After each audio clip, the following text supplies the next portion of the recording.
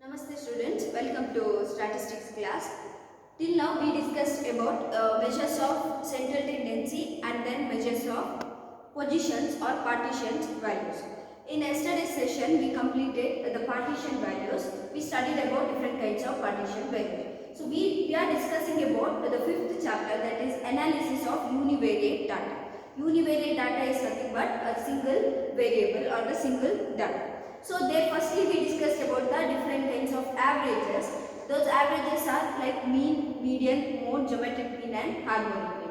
And then we move towards the partition values or measures of position. And there we discussed about, further we discussed about median, then quartiles, deciles and percentiles. Quartiles are where we divide the given data into 4 equal parts, and deciles are where we divide the given data into 10 equal parts, and percentiles where we divide the given data into 100 equal parts. Now, so percentiles means where we divide the given data into 100 equal parts. So there we discussed about the different partition values which divide the given data into equal parts, different equal parts based on which we are going to find out. Now, after discussing about the averages, that is central tendency, and also the partition values, then we have third unit or the third part in the fifth chapter, that is measures of dispersion. So today's class will discuss about what are those measures of dispersion. So as we know that we completed with the averages, but only averages are not enough to study the given set of the series or the given data. We cannot describe the characteristics or measures of particular data only by averages. So we need to study their measures of dispersion, because averages, sometimes the different distributions will be there and averages will be similar or the same averages we get, but the distributions will be, there will be the difference in the variations of the different distributions. Now for example, here we take the first distribution as there 5 number of observations are there. Now when we take the averages are nothing but the total number of observation divided by how many number of series. So here if we total it, we get here 50, and how many number of observations? Observations are 5. So we get here average as 10. 50 divided by 5, we get averages as 10. Now we'll see another observations here. 10, 20, 10, 5 and 5. Now here see, if we total it 20, 30, 40, here also we get 50. Here also we get 50, and how many observations are there? Again observations are 5. We get again the same averages as 10. Now for example, if we see another distribution, we'll take it 15, then 10, 10, 5, now 20, 30, 40, and here it is 50. Now here also you get total as 50 and number of observations are 5. So now if you see the different distributions, here we have 3 sets of distributions and we get the similar averages. All these 3 sets of distribution we get the similar averages, but if we check the distribution pattern of the data, if we check the different distribution, the distribution of the values, if we check, there is difference between first series, second series and the third series. So in the first unit or the first part, we studied about averages or the measures of central tendency, where we speak only about these averages and we won't discuss anything about this particular distribution. So we are studying measures of dispersion in order to study the variations between different distribution from an average. Even though if we get the similar averages for different distribution, here distribution pattern of the values will be different. So in measures of central tendency, we discussed only about these averages. We did not discuss about how the pattern of variation or the distribution pattern, how whether it is different or the similar. Here we are studying about the distribution pattern. What kind of distribution pattern we have, even though if we get similar kind of averages. So if we observe these 3 distributions,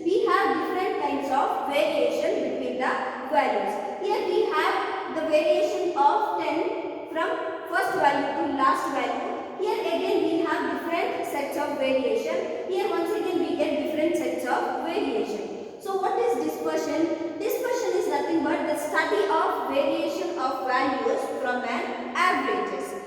Dispersion means study of this variation of values from an averages.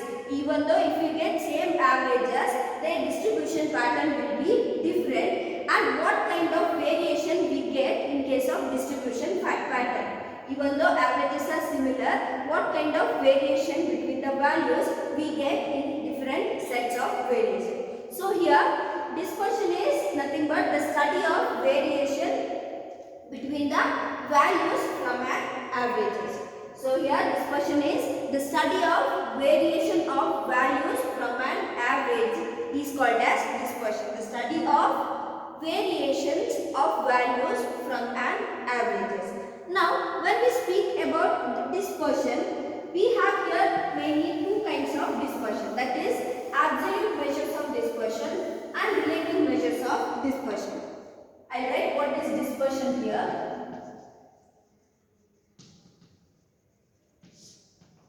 The study of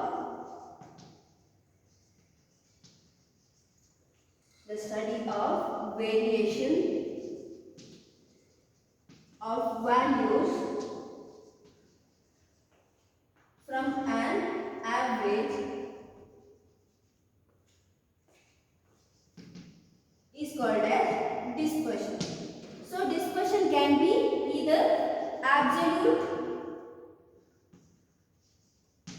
dispersion or relative dispersion. This dispersion we can classify as absolute dispersion or relative dispersion. Why we take the dispersion? We take dispersion here mainly for the purpose of, here also the utility of dispersion is we take it for the purpose of comparison with different kinds of or different sets of data.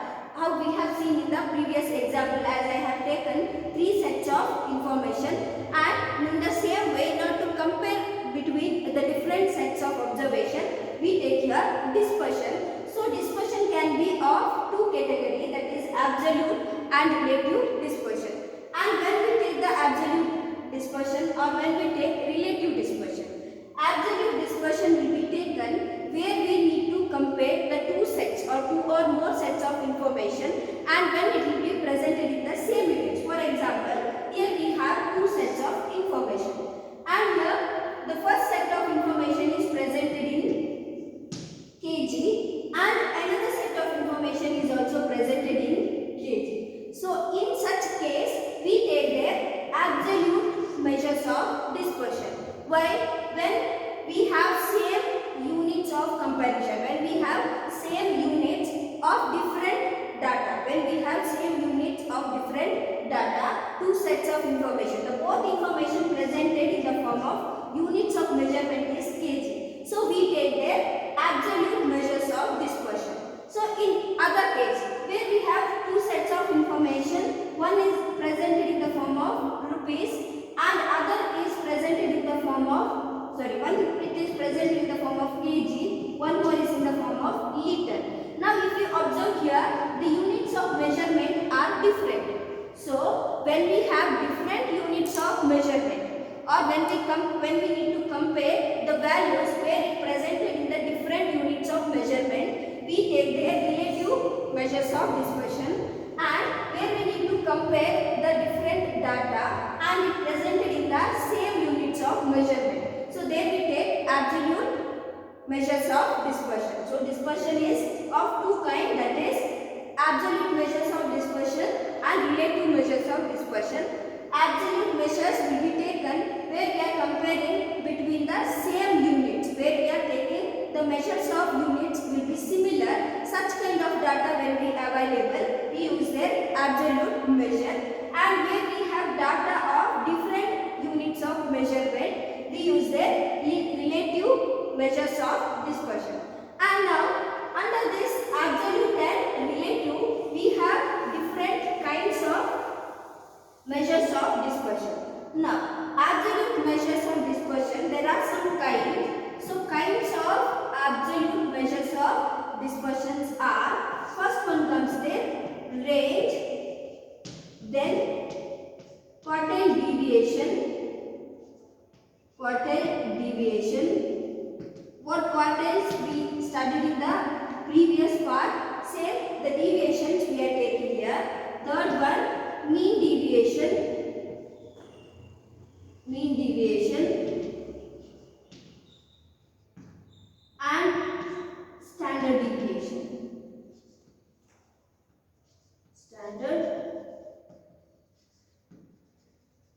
Standard deviation. So these are the different types of absolute measures of dispersion, and in case of relative measures of dispersion, further we have four kinds. That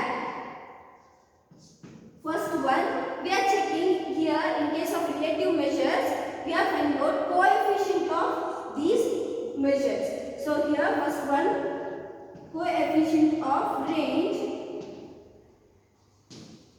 Coefficient of range. Then second one, coefficient of quartile deviation.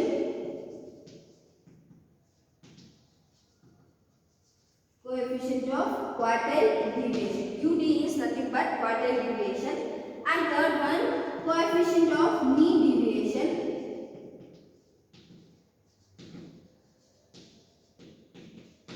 And last one, coefficient of standard deviation.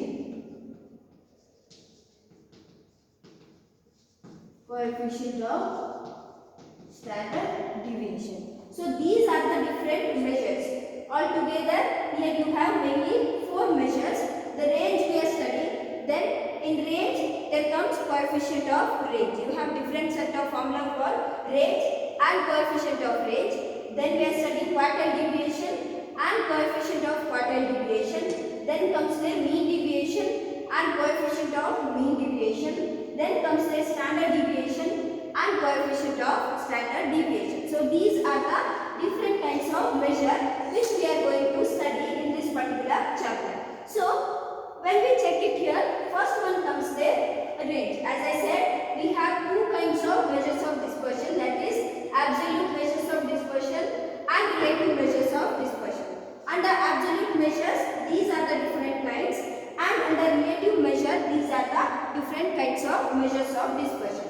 Now, further we are discussing one by one what are the formulas of range, quartile deviation, coefficient of range, coefficient of quartile deviation. So firstly, we will discuss about these two, range and quartile deviation. Then we will move to the problems of range and quartile deviation. Later, after completing range and quartile deviation, we can move to mean and standard deviation. So firstly, the first one, range. Range is nothing but it is the difference between highest value and the lowest value in a given data. Range is nothing but it is a difference between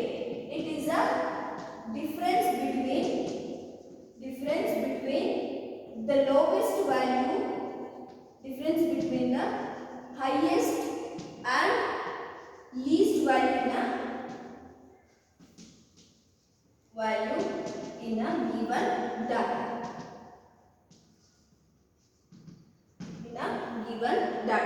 So your range formula, range is denoted by capital letter R. Here range is denoted by capital letter R, and here range formula is H minus L, where H is highest value and L is lowest value. Then comes the coefficient of range. Coefficient of range, that formula goes like H minus L divided by H plus L. So these two formulas of range, these are the formulas of range and quartile deviation.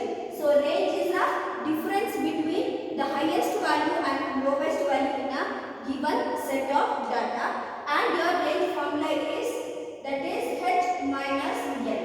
H is highest value and L is lowest value, and this is the coefficient of range formula. Take down these two formulas, that is range and coefficient of range, and these problems, the range problems, mostly it will come for 1 and 2 marks, not more than 10. Then we have next method there, quartile deviation. Now here we will discuss about the quartile deviation.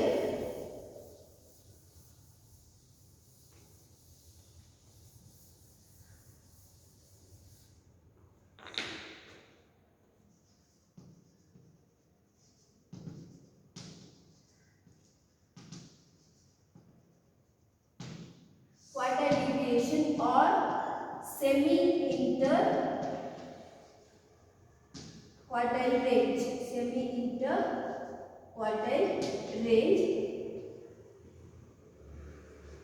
Quartile deviation is also called as semi-interquartile range. See, you should be knowing even this name also. Sometimes in the problem, find semi-interquartile range. What is that semi-interquartile range? See, first you will see what is interquartile range. Interquartile range is the difference between upper quartile and the lower quartile. Interquartile range. What is upper quartile and lower quartiles? How many quartiles are there? Quartiles Q1, Q2 and Q3. These are the quartiles, and we are studying the quartile deviation, the differences of these. Deviations is nothing but differences, and coefficient of quartile deviations. So we have here quartile deviation is also called as semi-interquartile range. So what is that interquartile range? Interquartile range is a difference between the upper quartile and the lower quartile. So semi-interquartile range is equal to Q3 minus Q1. Semi-interquartile is Q3 minus Q1, that is the difference between upper quartile and the lower quartile. That is interquartile range. Then what is semi-interquartile range or quartile deviation? Semi-interquartile range or quartile deviation is half of the interquartile range is called as quartile deviation or semi-interquartile range. So here quartile deviation is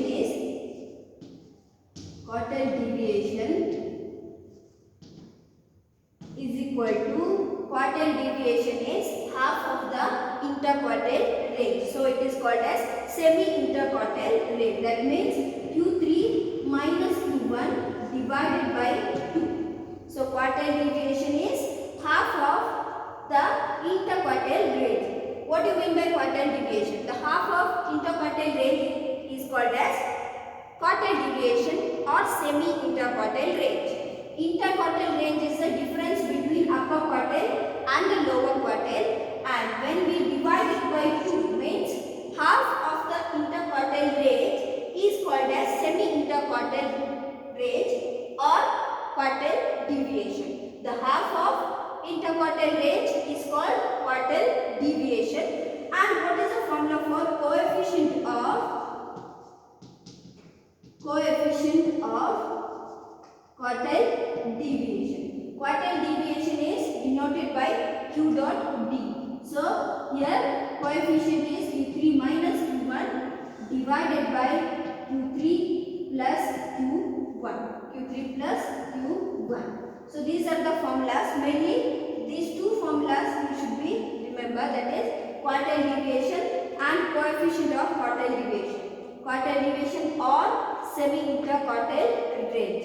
So interquartile range is nothing but difference between upper quartile and lower quartile, and if we divide it by 2 then it will become quartile deviation. So half of the interquartile range is called as semi-interquartile range or quartile deviations. So you need to note down there these two formulas as well as these two formulas. So now we will discuss the problems about range and quartile deviation. Then we can move towards mean deviation and standard deviation. Now we will discuss about range. As I said, this question will appear either for 1 marks or 2 marks, not more than that. Now we will see the first problem there. Find range and its coefficient for the following. Here range is given. Range in the sense a data is given. In that data we need to identify which is the lowest value and which is the highest value. Now we write the solution. Here lowest value is equal to, which is the lowest value in the given sense. Lowest value is 23 and highest value if you observe here, highest value is 81. Now apply the formula of range. So So here range is equal to range, you can write either range or you can represent by capital letter R. Here highest value minus lowest. So here what is the highest value is 81 and lowest is 23. So 81 minus 23 we get here 58 as range. So range of given series or given data is 58 and we have one more thing to find out, that is coefficient of range. Now coefficient of range